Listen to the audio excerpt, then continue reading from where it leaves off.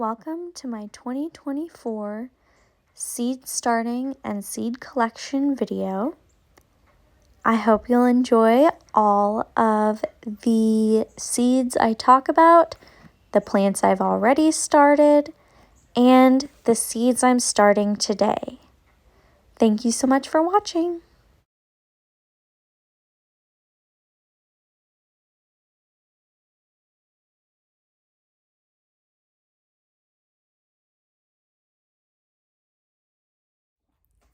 Today I'm going to be going over my seed collection and what I am going to plant this year.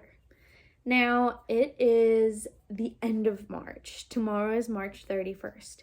So it's a little late to start seeds indoors, but I am going to start a few more just to give them a little bit of a head start before planting day.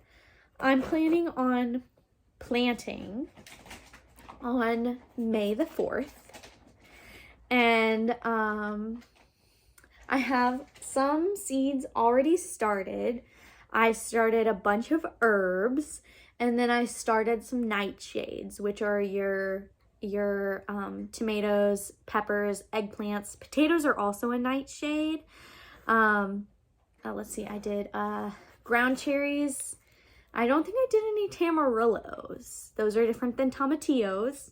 But I might still get some of those because those are fun.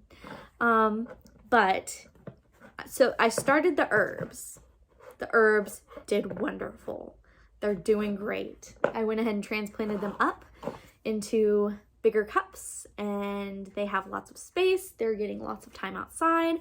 They actually spent their first night outside last night, and they're doing great. There's several more nights that look good for them to be outside, so I'm just gonna let them stay outside. And then there's 2 more nights that I'm a little bit worried about that are gonna be low of 33 and low of 32 Fahrenheit.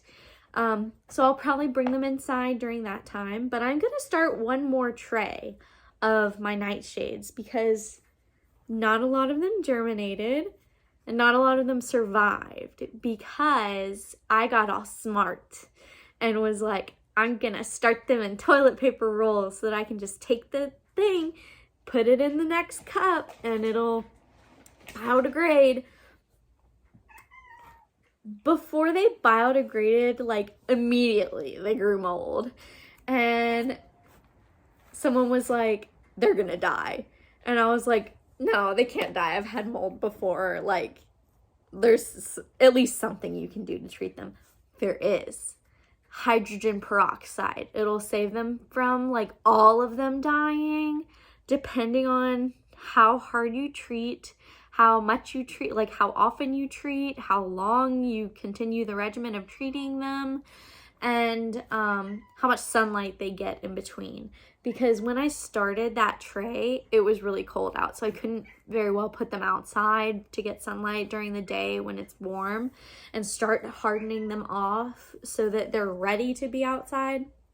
So I had to keep them inside for a while, and that's my cat Possum. And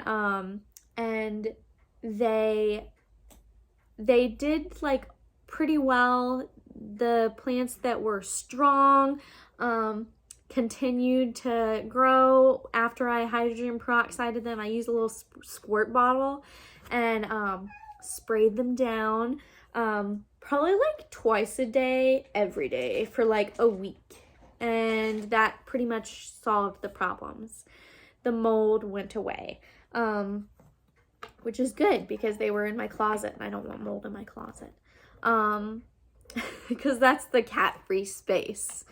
We have 3 cats and they all like to dig. So they also like to chew on the little seedlings. That will kill them, the seedlings. And I don't even know about the effect on the cats, so just don't even try it. I know catnip is okay for cats, but other than that, just don't. Best not to find out.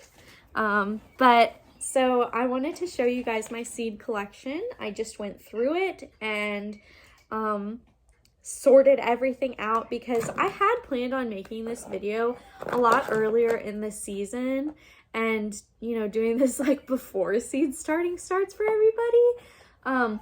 There's still some more northern growing zones where it's colder perennially, or where, well, okay, no, not the growing zones, frost states. Growing zones don't matter for annuals, which are the ones you plant annually. They only matter for perennials, those that come back every year. But first frost state is what matters for annuals, and our last frost date. Last frost in the spring, first frost in the fall. So our last frost date is the first week of May, traditionally, but things are getting warmer. There's also more dramatic shifts. So, you know, we could get snow on Derby Day, Kentucky Derby Day, which is May the 4th. So, like, I don't know, you really got to play it by ear. That's why you don't want to transplant your plants on when you have like a week of nice weather. You want to wait until there's like 10 days of no frost and you're past your, or you're like close to your last frost date before you actually transplant your starts into the ground. Yeah, so that's just a basic thing to talk about. Oh, and then when you're hardening off your plants, which is what I'm doing right now with my plants, you want to make sure when you start, they're a little bit protected from the wind, or when they're in your seed starting space, you can blow a fan on them and they'll kind of get adjusted to the wind. Because if you get like a super strong wind or it rains really hard, your plants are going to be like, ugh, they'll all be broken. So, yeah, harden them off, get them hard. And you'll do well. You also don't want to sunburn your plants. UV rays affect plants the same way they affect us. I don't know about like what the melanin, I guess that would transfer to chlorophyll for them. But if they get too much UVB all at once, they're gonna sunburn and they're gonna die.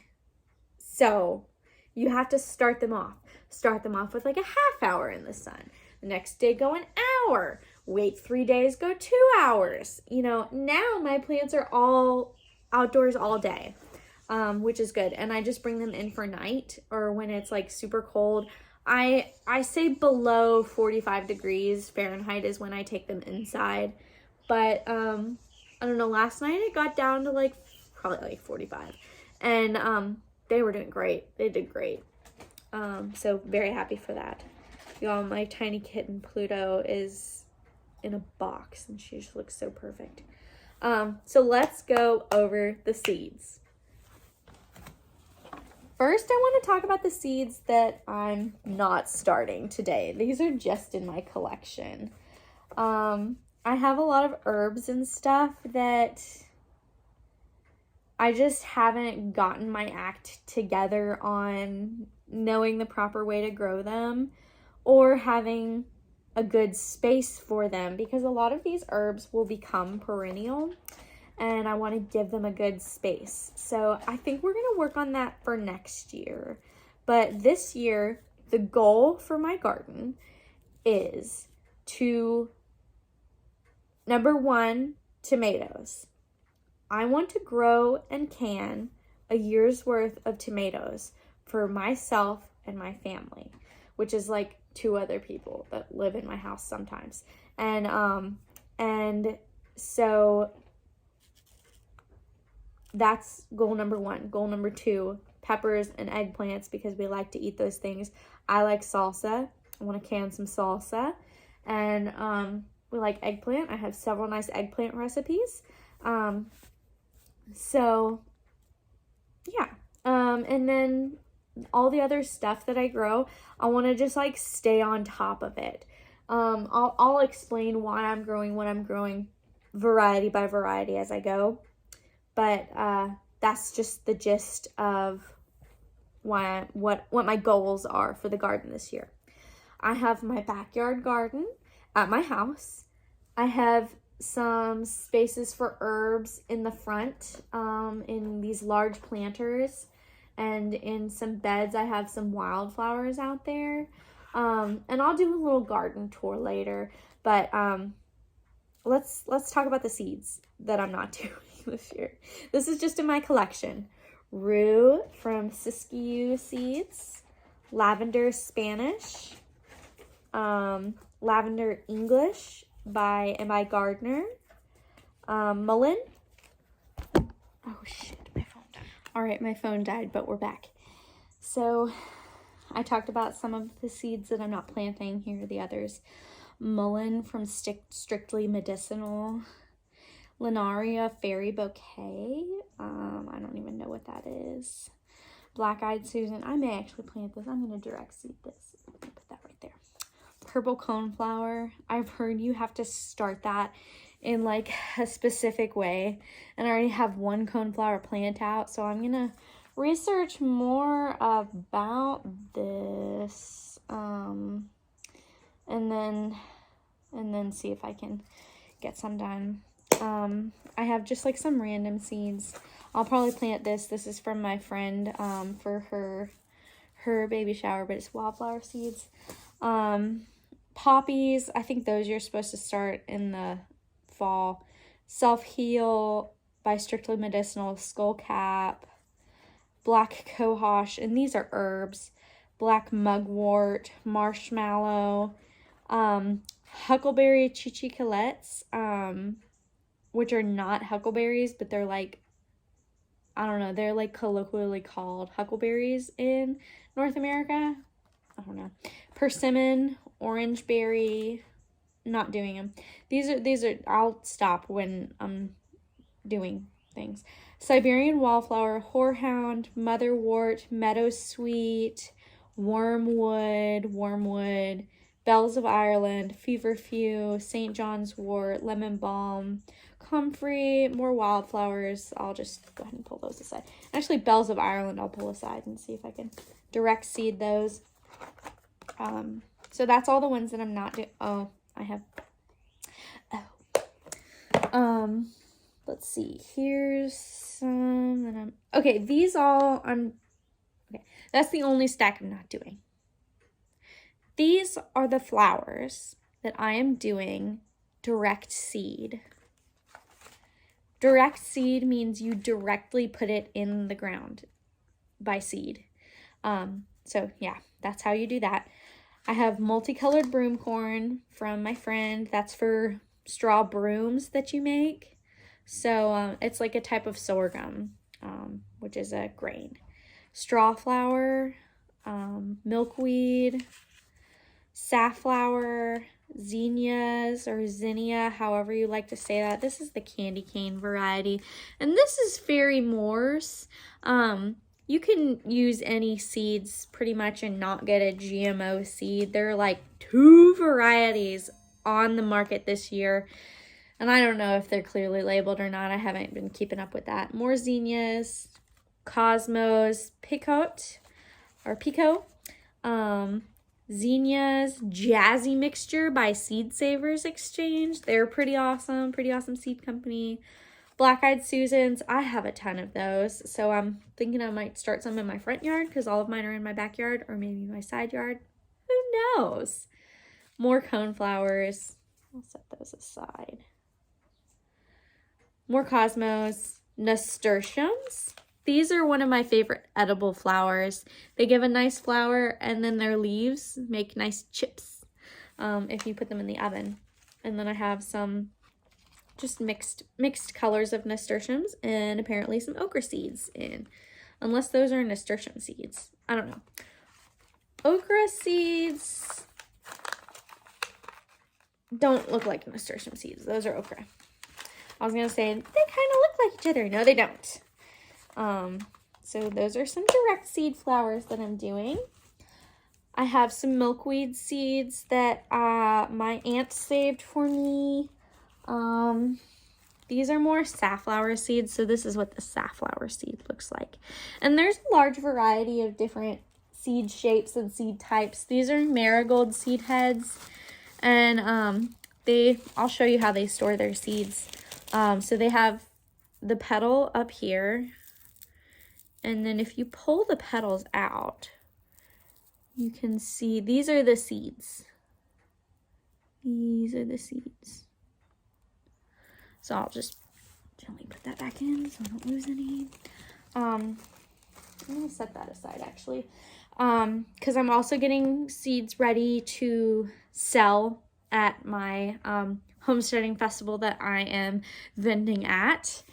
So got to get things ready for that. So far I have some columbines and I think some, what are they, no, I have no idea. No idea what other kind of seeds I have for those. Oh, and then here's some more. These are some that I'm going to direct seed. Hopi amaranth for dye, but you can also eat that. It's a grain. More straw flowers, more butterfly milkweed, bunny tails, which are nice dried in bouquets and dried bouquets. And however you're going to use your dried flowers, more zinnias. I think you can always do zinnias. And okay, so the caveat to all of this is I'm not using every seed in these packets. I'm not using every seed packet this year. This is my personal collection. This is like my prepper's kit. I have all of these, and this would last me a good many years, especially if I save seeds from what I've got each year. That's how I'm able to sell some seeds, is these are seeds that I've saved. So that's what I'm doing here. This is Thai double blue butterfly pea. Makes a really nice color in your food. Chicory, which is a coffee alternative. You can use the root. The flower is edible. Spotted bee balm or bergamot, which is an herb. And so these all direct seed. And oh, this is my box specifically for calendulas. I love calendula. And they're medicinal for the calendula resina variety, but I think they all look pretty cool. So I have the Fancy Mix, the Flashback Mix, Pacific Beauty, Touch of Red Buff, Pacific Beauty. Those are some that I got for free, and it was like a bunch of packs. Resina, Pink Surprise. Yeah, that's all the varieties that I have, but isn't that a lot? And then, okay, some random calendula seeds in there. So that's all good. Those are my flowers. And then there was like one other type that I just don't know what this is. So I'm going to have to plant it and find out. Because I know it's something. Oh, it's snapdragons. That's what it is. I think those are also an edible flower. But I'm going to have to look. So those are the flowers. Next, we're going to be talking about things that I'm going to direct seed right now while it's still risk of frost season. These are frost hardy things. Jordan got me these Johnny Jump Ups from Hudson Valley Seed Co. Look, isn't that so pretty? Like, the seed packet is just so pretty. So I've got some of those that I'm going to start. Snow peas, cauliflower, carrots, arugula, which is my favorite, Swiss chard. I had one going for like 2 years. I don't know how it didn't die. And the frost just got it a couple weeks ago. I thought it was going to pull all the way through and give me chard all summer, all spring. So I have arugula, more arugula. Collards, love collards. I have a great recipe for that. Green purslane, which I understand it can become invasive, so I'm going to do it in a container. Those are my cool season crops.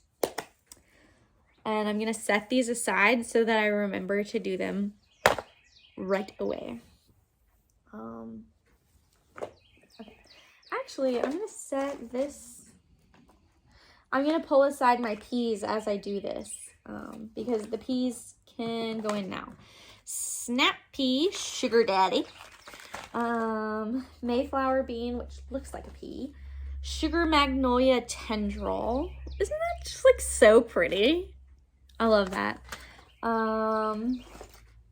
Whippoorwill Southern Pea. And so when I'm doing this, I am intercropping. I have a very small garden space, but it's like a large garden in a small space. And I make use of every bit of that space. I intercrop, interplant, which is where some varieties of plants give a benefit to having another plant next to it.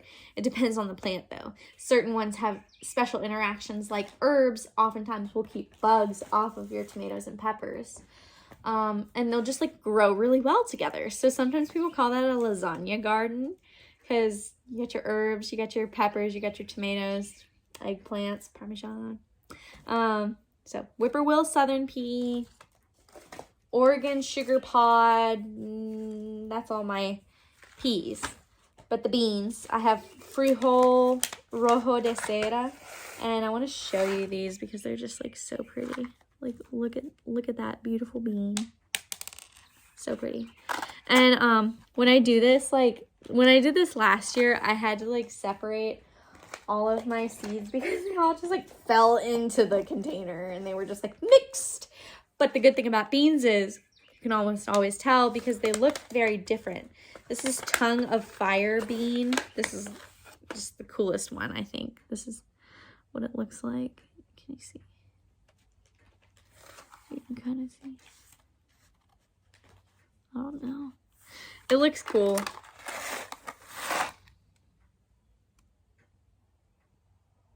See, it's got stripes on it and spots. Looks like a tiger. Awesome. Beans. Meraviglia Venezia. I think that sounds Italian. They're white. Just a white bean. Red Swan Bush. So the bean looks red. And when you cook it, it turns green. And these have a nice beige color to them. Just a simple beige bean. These are really nice as dried beans, which you gotta wait until they're done, they're mature, they're crispy on the vine, then you can pick them. Or, I don't know about doing leather britches. Like, I'll have to see with my leather britches if the beans were at maturity and then they dried and they were like good after I picked them, or do they need to dry on the vine? That'll be an experiment. Oh, this is pretty. Do I have 2 packs of that? No! Wait. No. Frijol Rojo de Seda, I think I already showed. Tiger's Eye Bush. So this is the one that looks like it. Those two look similar. Tiger's Eye Bush Bean and Tongue of Fire look similar. See, you can tell. Doesn't work to show you. Haricot Rouge de Cire. These are like a deep red. Oh my god, it's gonna like spill out if I try to show you. You can see they're like a deep red.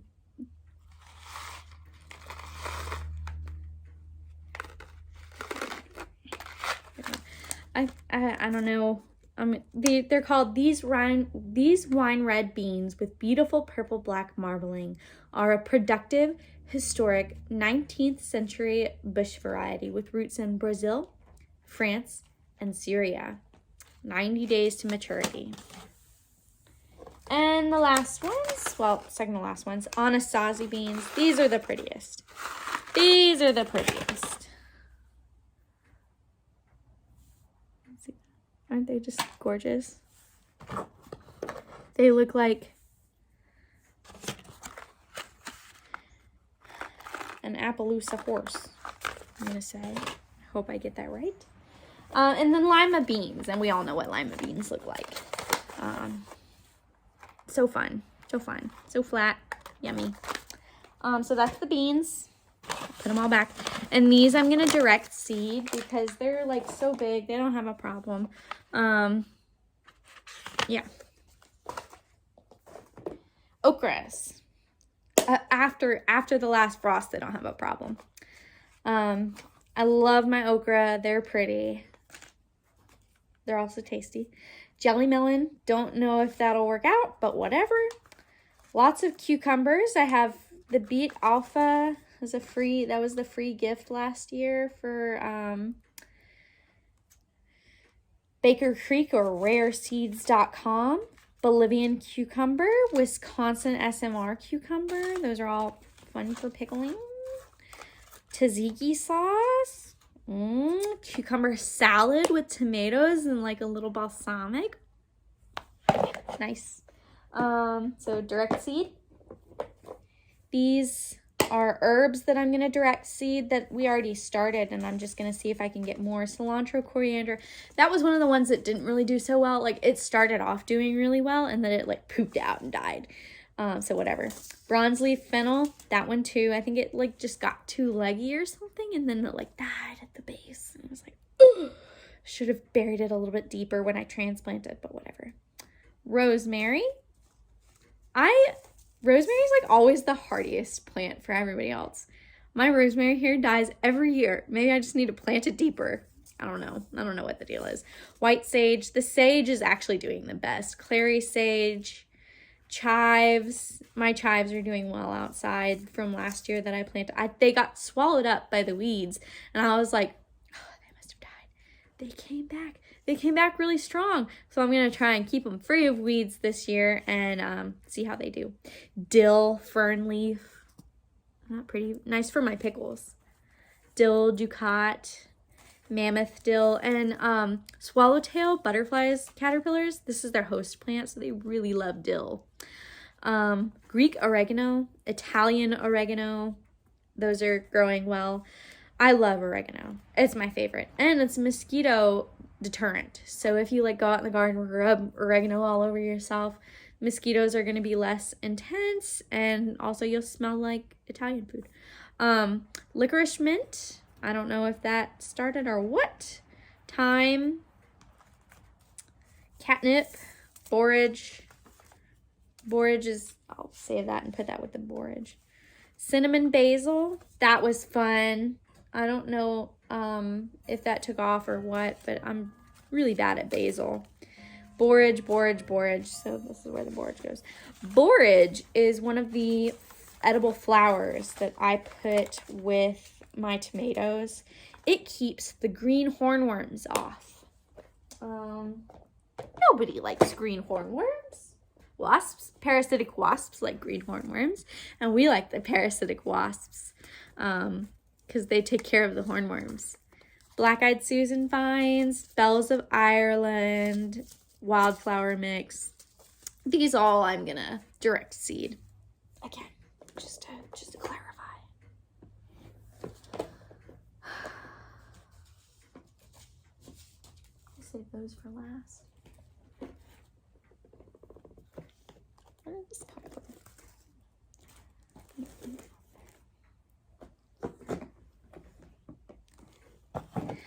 The next box of seeds that I'm going to talk about has my corn seeds. I don't know if I'll do corn this year.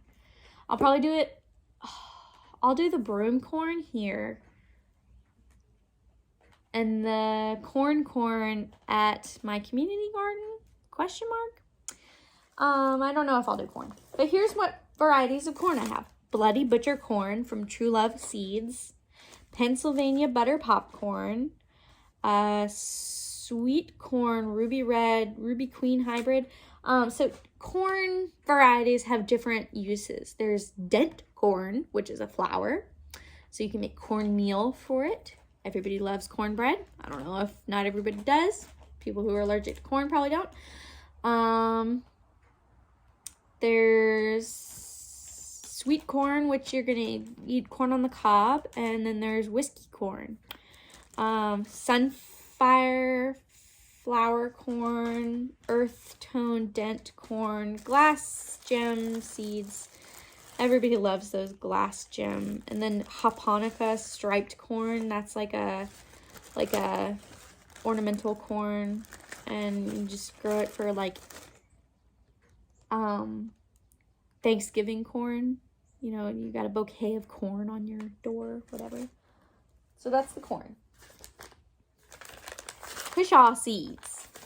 I did really well with my cushaws last year, and they did wonderful for me. I got one that was eaten by, I don't know, whatever tried to eat it in my yard, but cushaws have this like slimy, not good feeling stuff that they like release from their skin if they get an injury, and it like hardens up, you know, like if you get a pumpkin and you like drop it and then it forms a wound.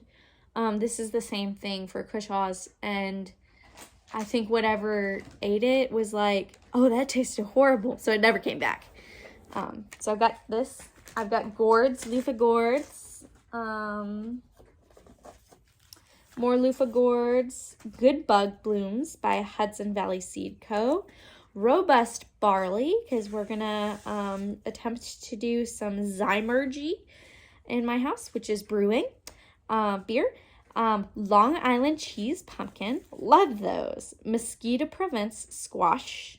I don't know, all my squash dreams never go as planned. My cushaw dreams went as planned last year. And I did get a couple of baby pumpkins, but they started out like really late in the season, and they just were like sad all season and never got very big, never got very like colorful. They were all green. So whatever. We'll try again.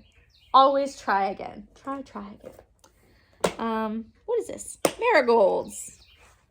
I love my marigolds.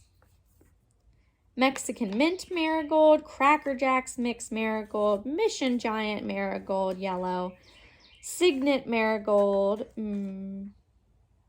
Birdhouse gourd, winter squash kogegu, we don't know how to say that, winter squash black forest kabocha squash. My friend Lizzie does those very well at Pickle Creek Farm.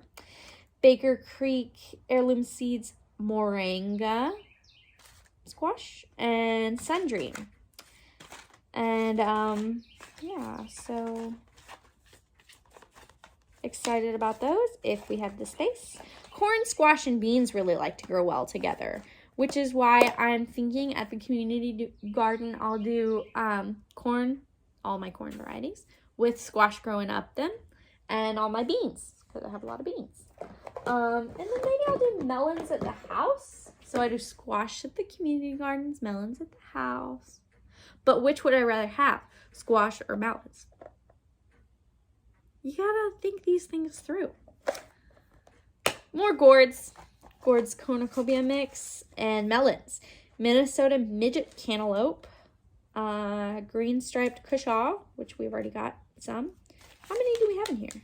Yeah, we got enough in there, so I'll sell the others. Summer squash zucchini. White bush scallop summer squash.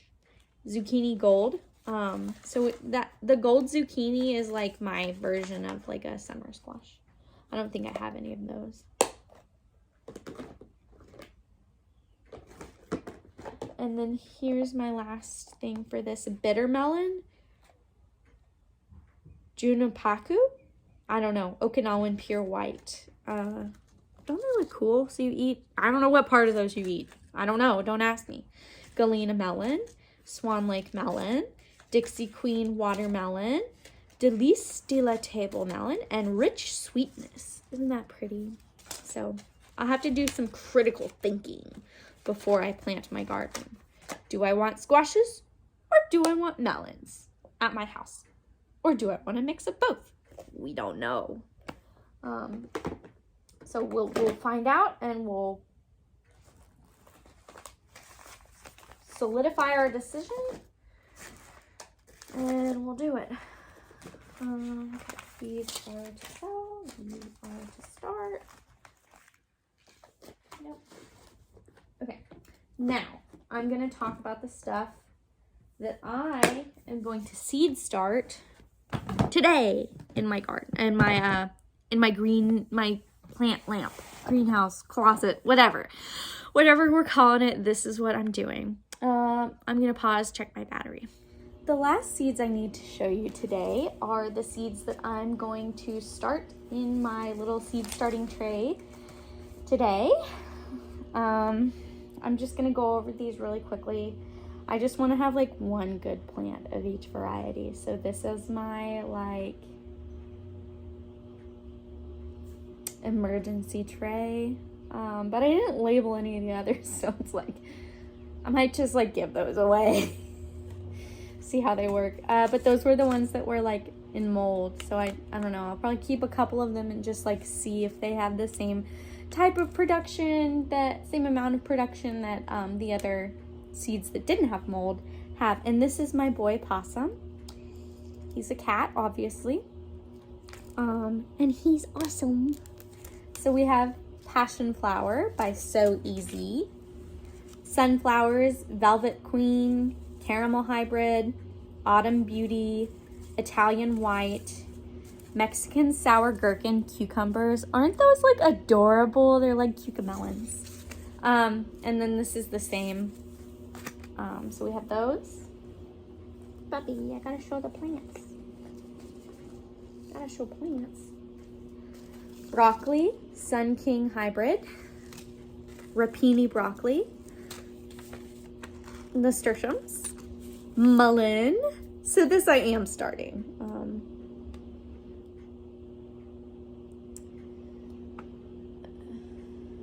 Yeah, start seeds. Biennial plant, best to grow from seed in the early spring. It's not early.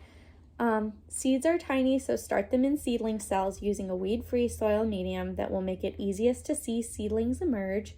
Sow the seeds on the soil surface, tamp down with hands, and apply an extremely thin coat of topsoil. Keep seeds consistently moist throughout their germination. Transplant when they become root-bound in their containers. When mullein becomes established, it isn't picky about soil fertility or watering. So we have those. Very good. Excited. More cilantro and yarrow, which I'm always trying to grow, and I kill it every time. I don't know why. People are like, that's easy. I kill it. And then I have my nightshades. Tomatoes, champagne bubbles, Afghan orange, ground cherry, which is like the cousin of a tomatillo. You can see it here and it tastes really sweet. Thornburns, red terracotta tomato, blueberries, some peppers, habanada, which is a no-heat habanero with great flavor. And then a Pequin, super hot, Scoville 100,000. Those are for my boyfriend, not me. Petite watermelon tomato, red banana pepper, tangerine pimento pepper, gatherer's gold pepper, Casper white eggplant. I don't think any of my eggplants germinated. Black beauty eggplant. Eggplants are really picky and tough to get to work. Long purple eggplant. Random eggplant that I ate and was tasty, so I was like, I'm gonna save seeds. Moldovan green tomato. Chocolate cherry seeds. This is like a really old seed packet. It doesn't even say when it was packed for, but I got this in 2020 from my step grandmother's random porch. So it could have been there for like 50 years, who knows. Aunt Ruby's German green tomato, black cherry tomato, more ground cherries, Oaxacan pink tomato, Sugar Rush peach peppers, Tequila sunrise peppers, bell peppers, more ground cherries, Gobstopper tomatoes, and random tomatoes. Just throw those out. So that's all of my seeds, and I'm packaging up some seeds to sell, and then I'm gonna start these, and I'll make sure I get videos of that and do the seed through, and that's all for my seed starting this year. I'll also do just like a quick tour of the plants I have outside, and we'll show you what they look like. They survived the mold, they survived the cold, and now they're in the sun. Right now I'm making seed packets for all of the extra seeds that I have to sell. I'm just posting them at like $2 and $3 each thing because I don't know, I just want to get rid of them. So I'll let you guys watch as I package them up.